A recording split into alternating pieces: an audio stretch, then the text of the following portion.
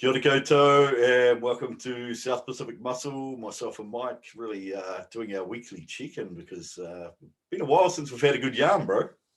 Yeah, man. You sort of went off the bro. Went off the grid a little bit, eh? I was getting a bit worried there. So I thought I'd have to make one of those calls, you know. Are you okay, bro? Yeah, no, when I'm in prep mode, I fall off and disappear, and I don't really. I just sometimes, when it starts catching up on me, I just need a bit of downtime, man. I just got to cut a few, put the comms down and just focus on, getting by, doing work, getting my prep done, getting the training done, getting the posing, all that kind of stuff. So, and, also like this weekend was really good. Just spent a lot of time with the kids and had the best day today, bro. It was, I kind of mentioned to you, I said earlier in the week, I kind of felt a bit down and, it really hit me when I was driving with my daughter, and my daughter said, has this week been a really hard week? And I went, yeah, man, it's been terrible. And we're talking about it, and I went, it's been like 0 degrees for a week. I haven't been out walking on the beach, doing all those nice things. And I said, probably seasonal affective disorder, man. Like, maybe it affects me more than I think. And she's, yeah, probably. She could, because there's nothing really going on. It just seems like it's been a really tough week. So when the sun started shining, it started warming up a bit yesterday. Today was a beautiful day. We walked on the beach, singlet weather. There was a surfing comp out there. It was really neat. And then for the rest of the day, I said, does anyone want to do anything? And everyone just went, nah, really happy, just having a really chilled out Sunday, lying in the sun. So we were all outside lying in the sun and lying on the couches with the windows and sun streaming in and doing a bit of reading and all those kind of things. And it was just a really chilled, nice day. So, So anyway. So that seasonal affective disorder, real thing, man. When I was over in the UK, obviously the sunlight hours are even shorter over there. I would go, it'd be dark at, 3:30 in the afternoon and wouldn't get light till sort of 9 o'clock. Fortunately, as a PE teacher, I was out and about a little bit and I'd see a bit of sun. But I played rugby with a guy who was a upholsterer, and there were no windows in the building he worked. He'd go in the dark, come out in the dark, and he wouldn't see the sunlight till the weekend. And as a Kiwi, you kind of go, I'm not going to be like all these Poms. I'm going to, keep a positive attitude and, keep on top of things. And it lasted a couple of weeks because everybody around you, as soon as it hits winter, they'll just slump their shoulders and kind of give up, and are real sad asses around you. So it's really hard to keep that positivity up and just get sucked into it, and it's just sunlight, eh? Anyway, man, got the UV recharge today, and I was listening to a podcast the other day which kind of put it in perspective that a week of cold's not a bad thing. One of the guys was asked about the worst prep he'd ever done, and he said it was when he was a student, and I think he was in Alberta, yeah, and he had negative 40 degrees for a month. And I thought, holy shit, what is negative 40 even? I thought there was some shit you get in Antarctica or something.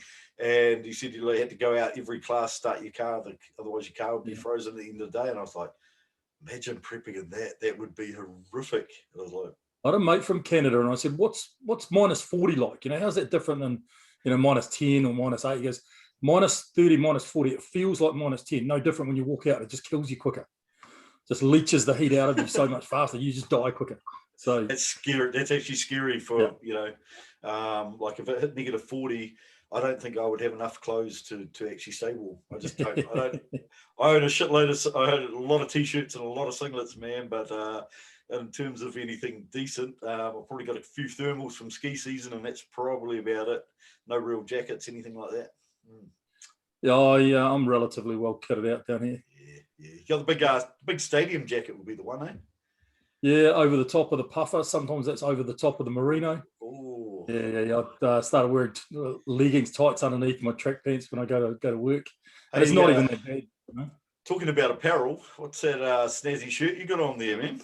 Oh yeah, I meant to shout that out on the Christchurch Nabba kind of promo video. Apologies again for the quality of that, everybody. This is Rhino Apparel. This is Dave Smith and Lisa Bailey Smith from Christchurch. They're at the show, and they were I think they were a sponsor, and they were kind of giving away a little bit of apparel, and they said, hey, do you want a t-shirt? And I said, yeah, man, I'll wear it. because I'm at the point now where like I'm generally just hover around XLs, you know, but I'm into the double and triple XLs now. Okay. And I'm not for long, you know, but I just haven't got much in the way of comfortable shirts at the moment. So it was great coming along at the right time, and I love to rep the bodybuilding. So yeah, good t-shirt. Cool, hey, on a positive note, it's only 1 week out from the Hawke's Bay Napa show, and I hear a little whisper that Mr. Smith may be up our way, so I might be able to catch up with him, and look, it'd be fantastic for the people in Hawke's Bay to see Lisa Bailey on stage, because she's another level. That girl, she is something, really special. Well, I don't want to, you know, I don't want to do a Nick Walker and, you know, give away other people's plans or anything. But I was talking to Dave and Lisa, and you know, I think they're looking a bit further down the track and a bit bigger too. So I won't, you know, absolutely. They aren't doing, you know, but. Oh, look, I think without even having had those conversations, when you look at a physique, the quality of Lisa's, you know, you need to be shooting for those big shows overseas. So again, we'll let them announce that whenever that comes or doesn't come. Maybe we can get Dave on the show or Lisa on the show. Very quiet, man. I've tried, and I'll at least try and get an interview with Lisa at the Napa show this weekend. But and while really I was at the show, Steve Orton assured me that he's prepared to come on the podcast. We've been badgering him for a while, and he told me so. Unless he's a fibber, then he'll have to accept our invitation. I was thinking about we were talking about doing a show on gym etiquette, and I was thinking Steve Orton and Darren Onikawa would be great to get in there for you know, because they've both been around the traps for a while. I'd also like to get a couple of these new guys in too, because got some new boys in my gym, and look, they're really good, man. They go hard, they train hard, they're looking really good. But they'll do a photo shoot in the gym, tripods out, cameras out, shit everywhere, and then they'll go.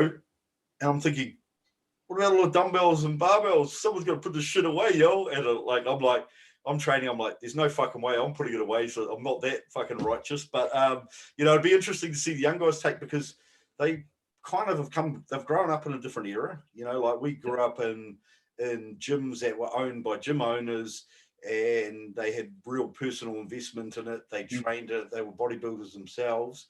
And so we learned about throwing weights, about putting your weights away, you know, generally not being a cunt. You know, these guys have really grown up in franchise gyms, which don't really have the same. So I think it'd be cool to get Darren on, and Steve's offering. I would love to get him on too. That'd be Well, he wasn't offering. I had him up, but he did say he would. But my gym's got quite a few of my school kids there. There must be 15 or 20 of them go straight after school. And I had to kind of get them all together at school and say, hey, look, guys, you know, you can't be in a big bunch of 10 people around 3 bits of equipment. You know, when you're not using something, stay well clear to other people. And you just got a little thing like that. But like, I wasn't upset. It was just they don't know what they don't know. And until you kind of teach them and educate them in a positive way. But it's because teenagers don't think about how their actions impact on other people as a general rule. So they're not even thinking about. I thought that was bodybuilders don't think about how their actions impact. Oh, bad combination. Teenage bodybuilders. Oh, it'd be the worst of the worst. But they were all receptive to it. They were real good value. But I cut 3 of them the other day. I said, hey, you guys can count, eh? They go, yep. Okay. Right, so those dumbbells will go back in the right order, eh? I love it. Yeah, nothing worse, eh? Yeah. Oh, it's gold. It's gold. Speaking of, should we get on to while we're talking about my gym? Yeah. Should we segue into the old posing room? Yeah, I'll bring that up now, eh? I've actually got something else to add to that, but too, Mike. Do you want to do that? No. Before the posing or after? Oh, just as we roll in. So I went on there today on your page today, and look, this isn't a shameless promo for Mike _the Tabinator, not at all a push or anything like that.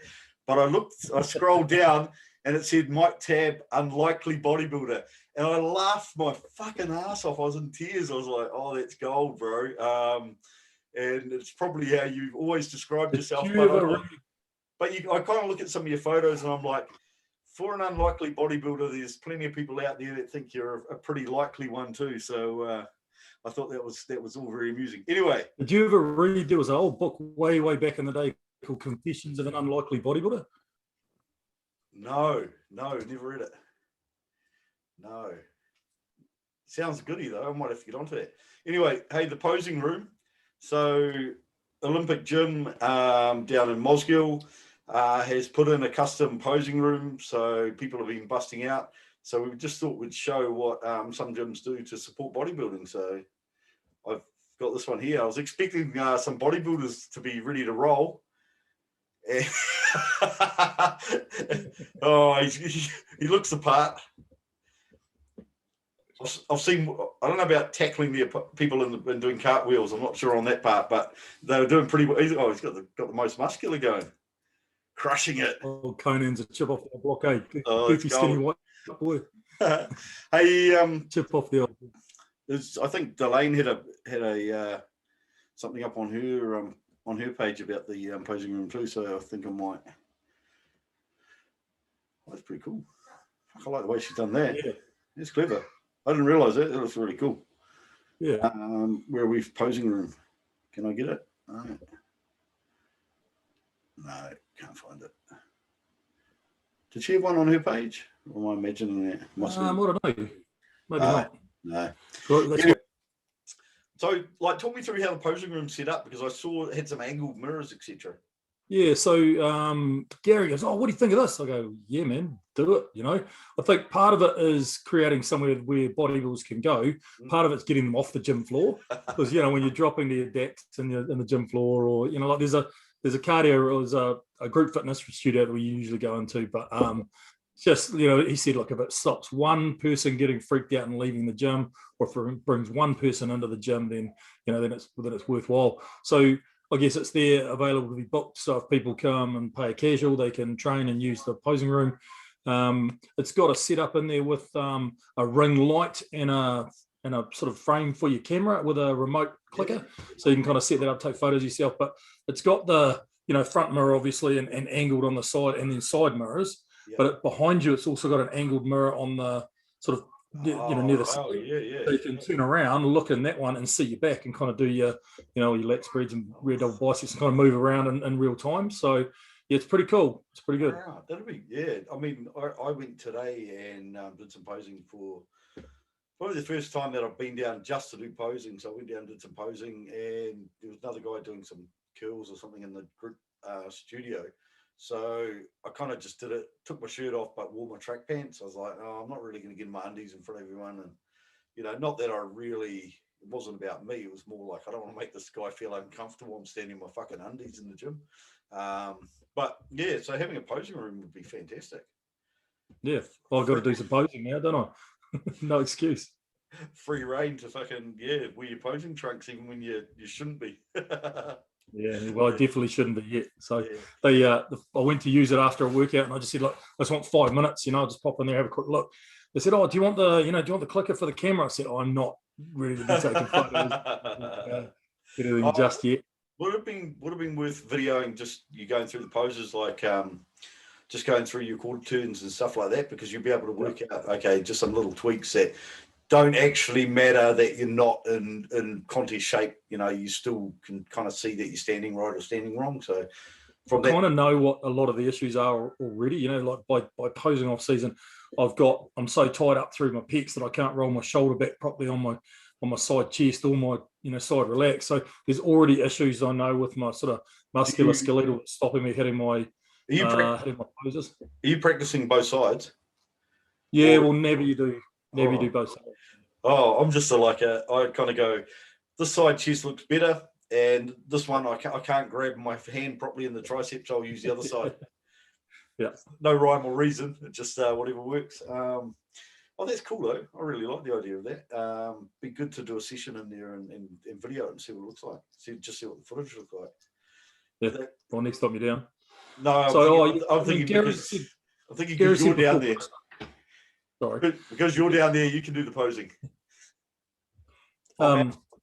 Too cold for you to come down here anyway. But Gary said, like earlier on in the year, he said, look, if anybody's coming to town, anybody watches the show, just get in contact through the Insta page. I'll give them a free workout. So if you are visiting town, and you want to come and have a workout, you don't have to train with me, right? You know, you can just come in for a workout, just give us a shout, we'll hook you up, and then, you know, you can book the posing room, you know, for a casual session. It's free of charge, so jump on in there, and, you know, your casual will be free too, because Gary's going to hook you up. So yeah, he's good value. That's me, man. Awesome. Hey, something, you know, talking about people that support bodybuilding, and we support bodybuilding, obviously, and also powerlifting. We've got some big shout outs. So the Wolfpack meet was on, and what a setup, man. Like, they put up the photo of the lifting platform, and it had like red lights up the back and fucking this really neat mural in the back, and it looked fucking sick. Like, I looked at it and just went, fuck, I just want to go and squat, man. I want to go and bust out a big squat there. It looked so good. Anyway, they had the comp. Apparently it went off. The live stream, I didn't get a chance to see it, but those that watched it said it was really good. Our good friend, Ange Wilkinson, smashed a 100-kilo bench. So she had a bit of a real rough run, actually. She had a real rough run going into that comp. She was prepping for the 3 lift, and then had a bit of what she thought was a hamstring tear. Turned out that she had some pretty bad damage going on in other places in her leg that were causing issues. And so she had to make the call just to go to bench press only. So kind of threw a spanner in her works, but she went, I'm just going to go and have a go and crack a really big bench. And I was a bit worried that she wasn't going to, because as soon as she landed in Christchurch, well, they let her out of her cage in Papakura, right? Put her on a plane, dropped her in Christchurch. Next minute, she's at Akaroa eating fudge, and then she's off somewhere else for Vietnamese, eating Vietnamese. And I'm thinking, holy shit, she's on a roll. Then she was in a photo with guys wearing steampunk hats and stuff, and I thought, holy shit, man, this girl's like 10 minutes away from hitting calendar girls and doing shots on the bar. So, but she managed to rein it in and got up there and put up her first 100-kilo bench. So, congrats, Anne. But she wouldn't be able to she wouldn't be able to arch your back or hip lift either, would she? Nah, she did no leg drive. And to be fair, with no leg drive and watching the way she benched, she's got miles to go and bench. You know, like that bench looked easy, and with no leg drive, you know, it was like, wow. So really, really cool to see that. Our good friend Colm, he put up a 360 squat, a 220 bench, and pulled a 400-kilo deadlift. So, yeah. That was the biggest bench comp. What did we say? Did Mata Wairangi get down there? And I don't know. I've been asking the guys for totals, and I don't know what Jackson got. I don't know what Ben got. I don't know Bryn. So there's a bunch of people I'm waiting to hear results from, and I guess the boys will put it out. But anyway, so huge shout out to Wolfpack Powerlifting for running an awesome meet. I know Bodycore Gym down there in Christchurch have supported them. So guys, hey, if you can support Bodycore Gym, they support our lifters and support Wolfpack, etc. So big shout out to them. Great weekend.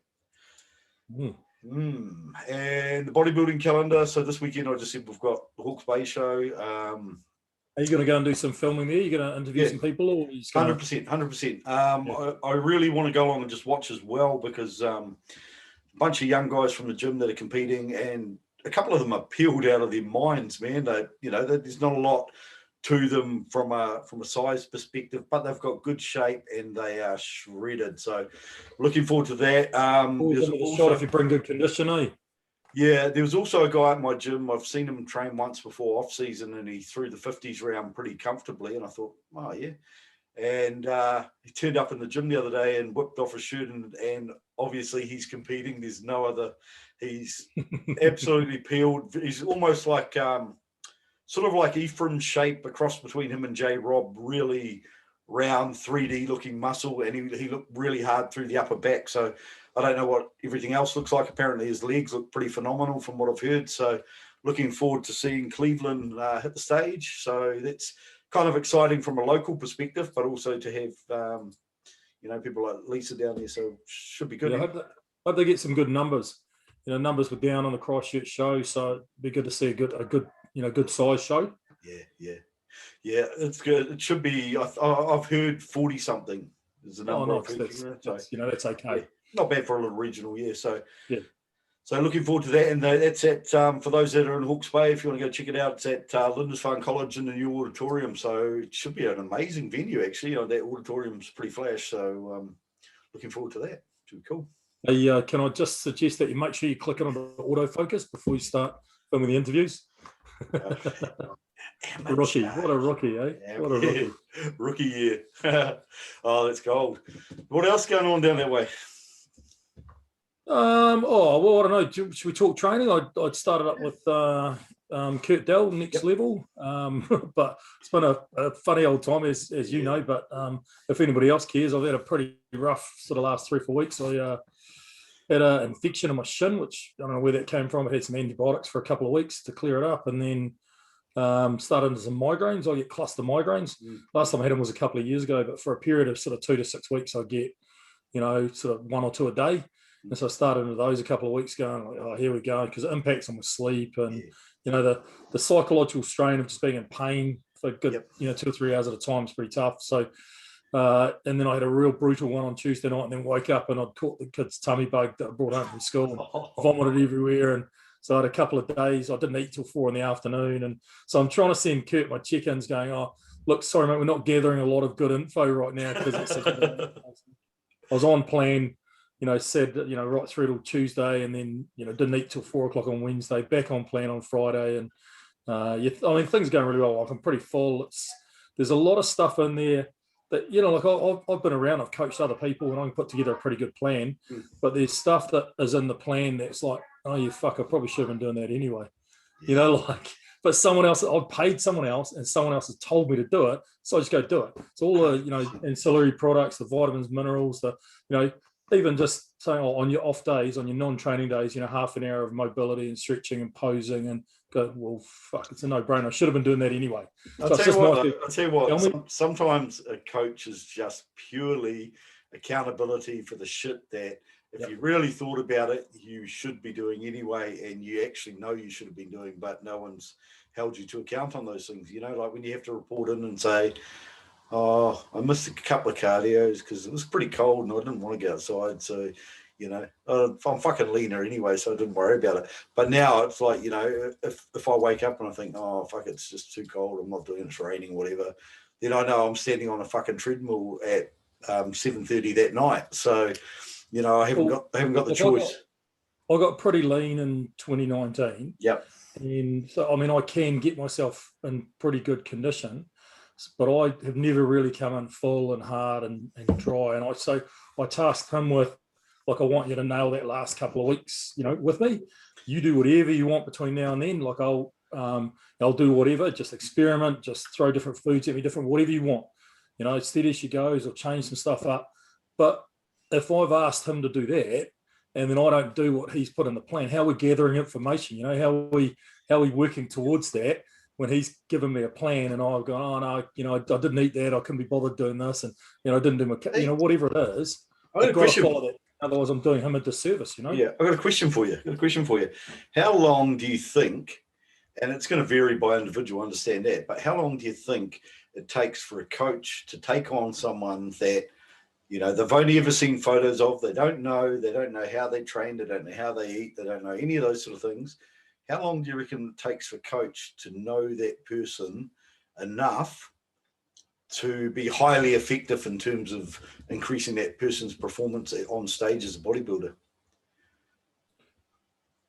Oh, there's a lot of variables there, I reckon, eh? Well, if you had to say, if you had to throw like a lump sum at it in terms of months, whatever, what do you reckon, man? Oh, it depends what you can do in those months. Like, if you pick someone up 10 weeks out from a show and they're not lean enough, you just got to bring them down. You can't necessarily experiment too much until you get them lean enough for it to show. So it's sort of, I guess it varies. My gut was sort of saying you need a season with them. Yeah. So if you're taking on board a coach going, my ultimate goal is this, that I want the coach to help me achieve. But I think that first year, maybe it's like, okay, well, we're going to build the foundations and get an understanding of how your body works, what you respond to best, what works for you, what doesn't, what causes fluctuations in your weight, size, condition, whatever it might be. Have a play around with that prep week. Have a look at, see what you can get you on stage, and then look, well, afterwards do the sort of aftermath and the critique of it all. and then go, right, I think this year I've got a plan. And I mean, you're never going to have 100% success rate with these things. I mean, Guy Sistanino said today, he goes, I've come in shape in dozens of shows. I've come out of shape to a number of shows as well. And, just sometimes it just, it is what it is. It's not a pure science. So I don't know. My gut feel is I'd say a season. I think it also depends how many things work as you'd expect them to. Yeah. So if you throw something at an athlete and it works as you expect, it's like, sweet, let's move on to the next thing. You go, holy shit, that didn't work. Right, we've got to try something else. We've got to try something else. You go through a few things because for whatever reason, their body just doesn't respond the way, most people's do, or you might expect it to, or there's some other variables. It's about the effectiveness of the communication too. Getting good info across. You're thinking Chris Aceto and Hassan at the moment, what they must be going through. Like putting a guy on stage, 3 shows, and every time not quite hitting it fucking, nail on the head. And like, they both know that what his potential looks like, but they just haven't quite hit the formula. And I think, as a coach, man, that must be a hard situation to be in, like, okay, all my basic approaches haven't worked 3 out of 3 shows. Not entirely, I'm not saying Hassan looked good in one of those shows. I thought he looked really good, but he can look better, and everyone acknowledges that. And to get all those things right, man, it must be hard with someone like that, eh? Well, yeah, I mean, that's Chris Aceto you're dealing with, right? So it's not like first show, second show. It's like, right, screw this, I'm going to Honey. You got one of the best coaches. Yeah, exactly. And like, not every coach's methods necessarily work with every athlete, but I think those top coaches will be good enough to be adaptable enough to, so it is a matter of sticking with it and let's try something else until we get the right formula. And even then the formula changes for the next show, doesn't it? Because something else is different. There's a lot of variables in the mix. It's a never-ending shifting goalpost, eh? Like, you might absolutely nail it for one comp and then think, right, it's cool, man, I cleaned house on that comp, but to win, maybe a regional, but then to win a nationals, right, I've got to do that, but I've got to come in bigger. And so you put on that bit of size, and then when you come in bigger, the same formula that you used last time doesn't apply or doesn't work for whatever reason. And it's like, fuck, Dusty Henshaw and Ron Partlow talking about, and Dusty said that Chris Aceto goes, right, we're shooting for 95%. Because when you shoot for 100, you can easily be 80. Yeah, man. I think that, and that would be my thought around doing too much in that last week. And I've said to Jordan, I want to keep my last week of prep really simple. I don't want to go and try and do these things to get 1% better, because, yes, we could get 1% better, but there's a 50% chance we're going to get 80% worse. So, I think it is, like if you're coming in and maybe you're slightly depleted and you're trying to fill up in that, and, you're looking at it and going, well, I'm still looking pretty fucking good. If I get on stage looking like this, cool. It would be nice to be a bit fuller. Okay, go away and have a big junky burger and fries. And if you have that and you just fucking spill, then, you've gone backwards by doing that. So to me, I think sometimes less is more. Not always, but, if you're a gambling man, It'd be great to know that your 95% was enough to be competitive, but often I know I'm sitting there going, I've got to be at 104%, otherwise I'm not, I'm not competitive here. So man, there's no 104. 104 is 95, isn't it? 104 is probably about 70. Oh, look, I think the reality is some of those things that people are trying at lower levels in competitions are strategies for that elite group of athletes to get that fraction of a percent to beat someone else. Whereas in the condition that most people turn up to in shows to do that stuff, you're just going to get the bad side effect. You're not, unless you're that peeled out of your mind that a small manipulation in your sodium and water is going to make a massive difference. I think for most people, even if they do drop that little bit extra water, come in a little bit fuller, they're still smooth. you know, so whatever, you know, and I think it bit of a crapshoot, but anyway, I guess it depends what's on the line and how badly you want to win, you know. You know, I guess if I had the choice, knowing that if I could get an extra percent, I would win the show, would you do it? 100%. I'm throwing it in. If I come in and I blow it and I come in and come third because I spooled or whatever, so be it, man. You got to kind of, you know, you got to fucking throw your nuts on the table occasionally, I think. So yeah. But yeah, well, you usually don't know that, do you? nah. And especially, you imagine if you go and you spilled over and you end up third, and you went, man, fuck, I could have won that looking like I did on Thursday. A lot of people say that. Yeah. A lot of people say it on the Sunday. Fuck, if only I looked like this on stage. But I don't know if that's real, you know. I think you're a lot fuller, you're vascular as shit, but I think if you put yourself actually on stage under the lights, do you actually look better? Yeah, I question that too. Questionable way.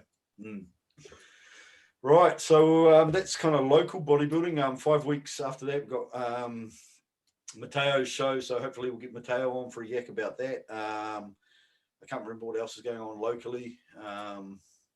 But overseas, we've got some big stuff happening. So Chicago, Tampa. Yeah. Chicago Hunters show, you think? Yeah, he seems to be the fan favourite, you know, the inside running, you know.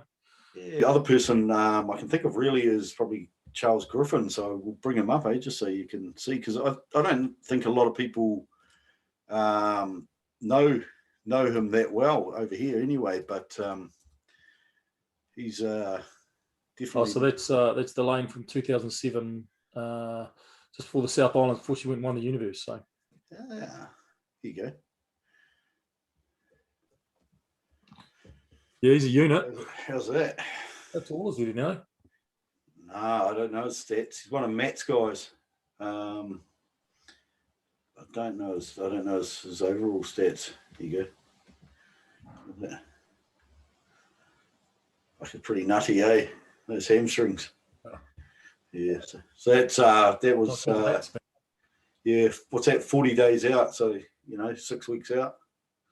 Yeah. So yeah, he's the only other one we could really think of. But then after that, then you've obviously got Tampa. You've got the Arnolds, which is awesome, man. That is stacked. Good lineup, eh, for the Arnolds. Do you want me to pull it up, eh? Who was I? I was talking with someone about the Arnolds, and we were talking about how everyone goes on about the 90s depth and bodybuilding and all that, and I agree. The 90s, had some massive depth, but when you look at part of that, I think, was them doing lots of shows because of the Grand Prix and things. A lot of the top guys did a lot of shows. Now they kind of go to ground and qualify and then go to ground and come back up for the O. How's this though? Lionel Biaki, William Bonac, who can win any show he turns up to, Max Charles, Sing Chul Lee, Muhammad Al-Aman, Steve Kluko, yeah, Cedric McMillan, who's won the Arnolds before, Hassan, hopefully he can get in shape, Sergio, who's just phenomenal, Justin Rodriguez, Akeem Williams, Ian Villiers, Nick Walker's added his name to that list, and one other has as well. I can't remember who that was. But like when you're looking at a lineup like that, I'm kind of going, yeah, the 90s were really amazing in terms of depth it shows, but the depth is getting up there again, man. Like the depth on those, is starting to, like, we have shows where everyone goes, oh, that show wasn't very deep. Yeah, that's cool. In the 90s, there were a bunch of shows that the depth wasn't that deep either. But people forget that, we only want to remember the sort of the glamorous bits. But I think there is some depth again, and standards pretty nutty out there at the moment, man. Like some of the physiques we're seeing on stage are pretty bonkers, man. Like you're looking at guys and looking at their quads, going, how do they get that much physical muscle on that leg? Just the numbers, like guys are regularly over 300 pounds, and not bad shape, sort of, 8-10 weeks out from a show, they're still over 300 pounds. And it's not just one or two, there's multiple. Yeah, man. It's pretty crazy, eh? It's pretty crazy. Anyway, man, I'm looking forward to that. I'm interested to see what he'd bring us to the O, because he's nobody's talking too much about him. They'll talk about all the American guys and they'll talk about the guys in the currently in the shows. They just got to conveniently sort of leave him off. So I'm really interested to see what virtually a whole year of off season and prep with Patrick Tour is going to look like when he gets to the O.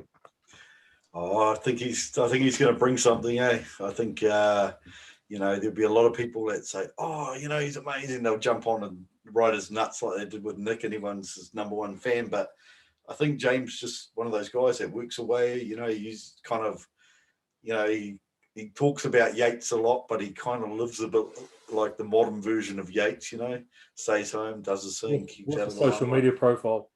yeah, fully, because that's the income nowadays rather than the contract. So, that has to be part of it. But he just works away in the shadows, and when the Olympia comes, for those that haven't been sort of following him, I think they'll be following him pretty quickly after that. So, looking forward to the smack talk on Bro Chat between Ian, Nick, James after the O's rolled around. All those guys are probably in the 5 to 10 range, I suppose. So where they end up stacking up will be interesting.